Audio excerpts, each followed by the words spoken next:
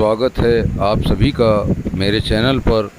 साथियों, आज मैं आप लोगों को लिए चलता हूं मध्य प्रदेश के सतना ज़िले में स्थित रामवन तुलसी पुरातत्व संग्रहालय। यह संग्रहालय सतना से लगभग 20 किलोमीटर की दूरी पर, रीवा से लगभग 35 से 40 किलोमीटर की दूरी पर स्थित है। रामवन सतना के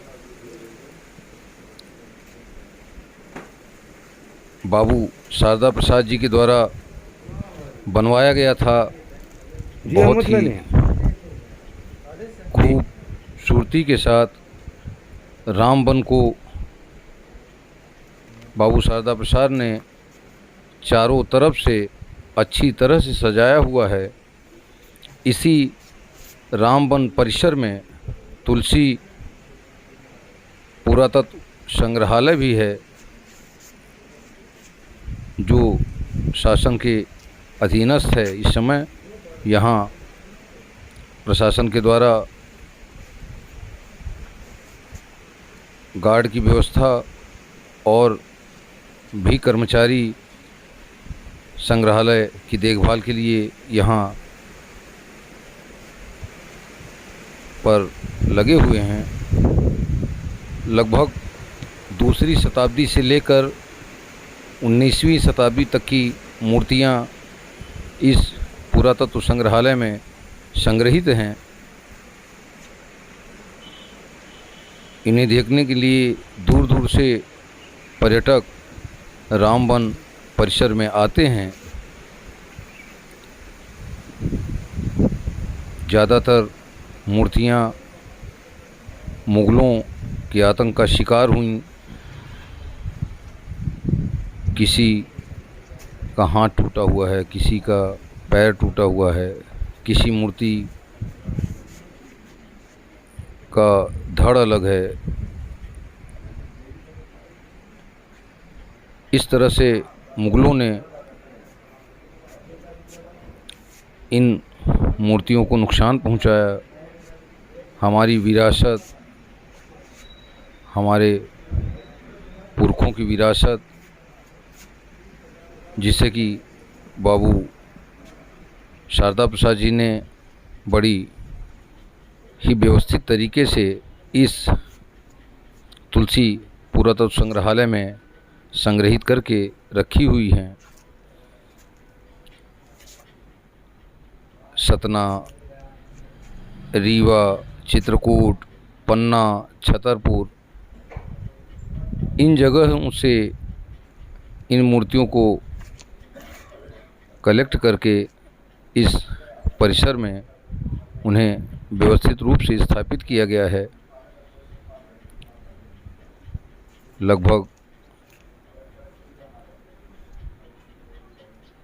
500 से ऊपर ही प्राचीन मूर्तियां इस परिसर में संग्रहित है। यह भी उद्यान बाहर बना हुआ है। उस उद्यान में लगी हुई जो मूर्तियां हैं उनके आप लोग दर्शन कर रहे हैं। अभी चूँकि वीडियो बड़ी हो जाती, 33-34 मिनट की पूरी वीडियो है, इसलिए मैंने इसे 2 भागों में डिवाइड किया हुआ है। ये पहला भाग बाहर जो मूर्तियां रखी हुई हैं उनके आप लोग दर्शन कर रहे हैं। अभी दूसरे भाग में मैं आप लोगों को इस संग्रहालय में जो भवन के अंदर मूर्तियां हैं उनके भी आप लोगों को दर्शन मैं इसी के दूसरे भाग में कराऊंगा। कला की मिसाल रहा है हमारा देश। अद्भुत कलाकृतियाँ हमारे कलाकारों ने पत्थरों में जान डालने का काम किया है। इन मूर्तियों को देख के ऐसा लगता है कि मूर्ति जीवंत हैं और ये हमसे अभी कुछ न कुछ बातें करना चाहते हैं।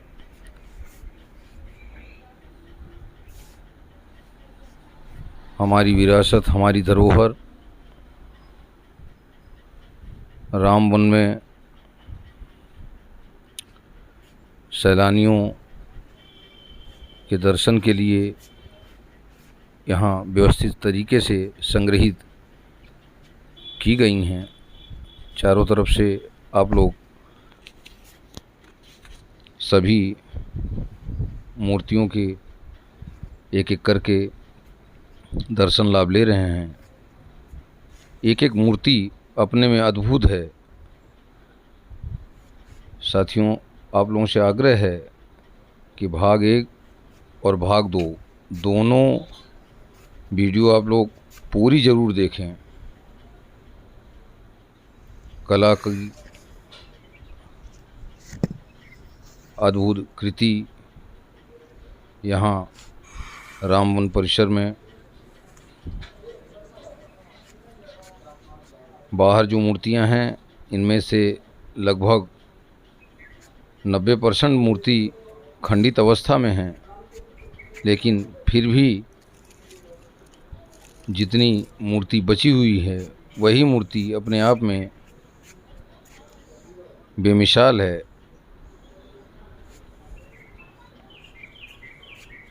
इन छोटे छोटे पत्थरों पे जब मशीन का युग नहीं था, हाथों से कारीगरी की जाती थी, तो कितनी मेहनत, कितना समय लगा होगा इन एक एक मूर्तियों को गढ़ने में।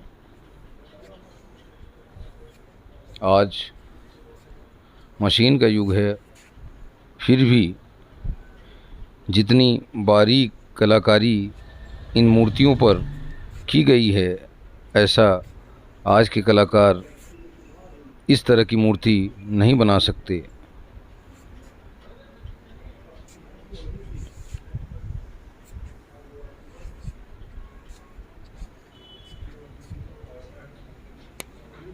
ये मूर्तियाँ जहाँ भी जिस अवस्था में पाई गई थीं, वहाँ से लाकर यहाँ संग्रहित की गई हैं।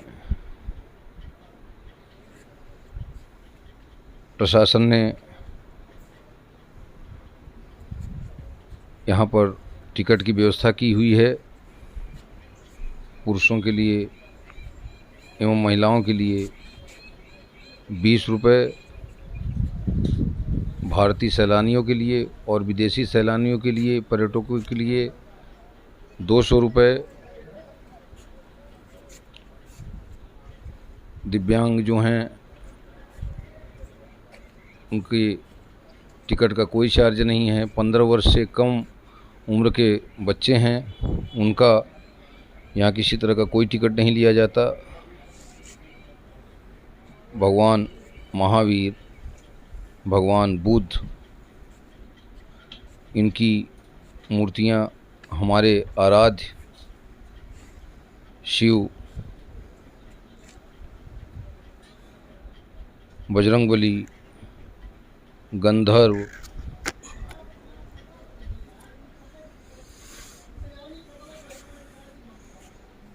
देवदासियाँ, नर्तकी, ये देखें, एक ही मूर्ति में छोटे से पत्थर में 3 स्टेप में मूर्तियाँ बनाई गई हैं। ये भगवान बुद्ध की छोटी सी प्रतिमा एक छोटे से पत्थर में, ये चारों तरफ से एक छोटे से पत्थर में ही भगवान बुद्ध की प्रतिमा स्थापित है। भगवान गज, हाथी, ये भगवान महावीर,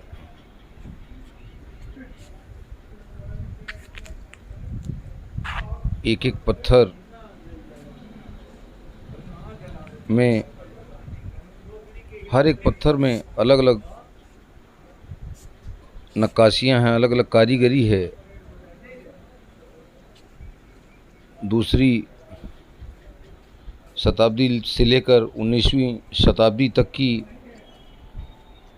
प्रतिमाएं इस परिसर में हैं।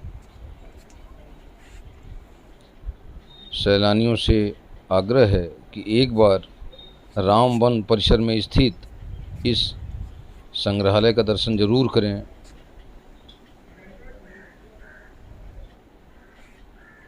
हमारे यहाँ के कारीगरों की कारीगरी ज़रूर देखें, किस तरह से इन छोटे छोटे पत्थरों में इतनी बारीक कलाकृति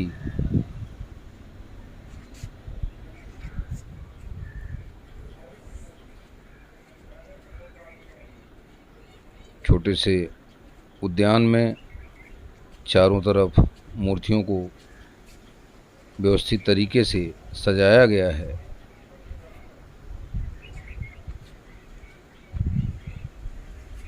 चारों तरफ से मैं आप लोगों को सारी मूर्तियों की वीडियो दिखा रहा हूँ, देखें आप लोग।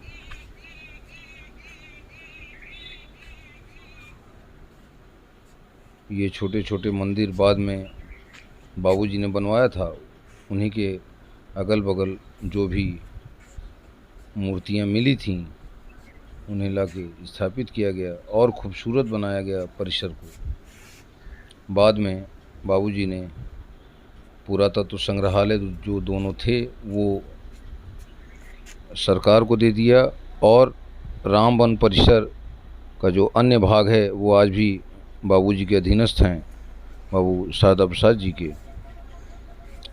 पर धन्य है बाबू शारदा प्रसाद जी को, जिन्होंने अकूत मेहनत के बाद इस रामवन को सजाया संवारा। कितना समय लगा होगा इसको बनाने में, इसको व्यवस्थित करने में।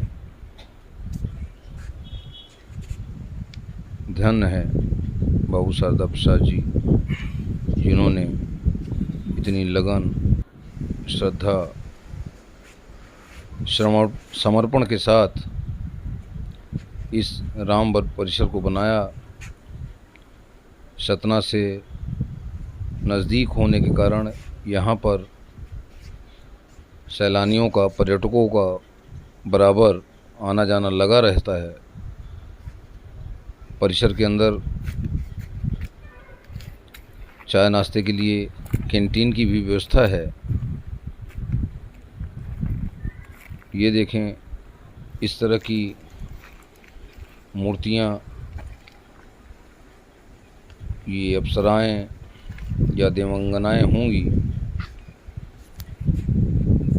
इस तरह की जो कलाकृतियां हैं ज़्यादातर चंदेल वंश के शासक जब थे उस समय खजुराहो क्षेत्र में देखने को मिलती है।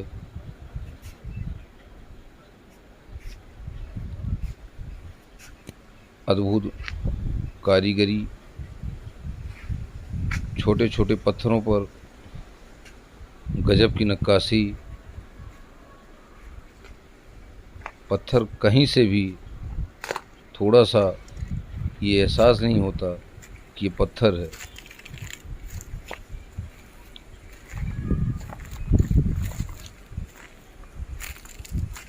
ये देवांगाएं या नर्तकनी हो सकती हैं।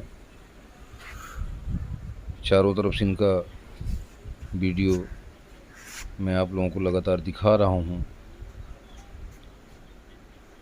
काफ़ी पर्यटक यहाँ बाहर से भी इन प्राचीन कलाकृतियों को देखने के लिए सतना से रामवन के लिए आते हैं।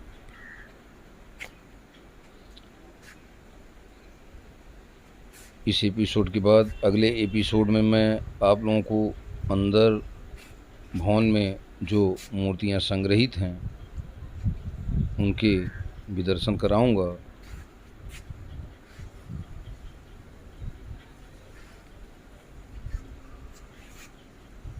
दो प्रेमी युगलों के मिलन की जोड़ी का दृश्य था। ये अप्सराएं हैं चारों तरफ से एक ही पत्थर पे चारों तरफ अप्सराएं हैं अप्सराएं। मित्रों, अगला भाग ज़रूर देखिएगा, आनंद लीजिएगा। आप सभी को सादर नमन।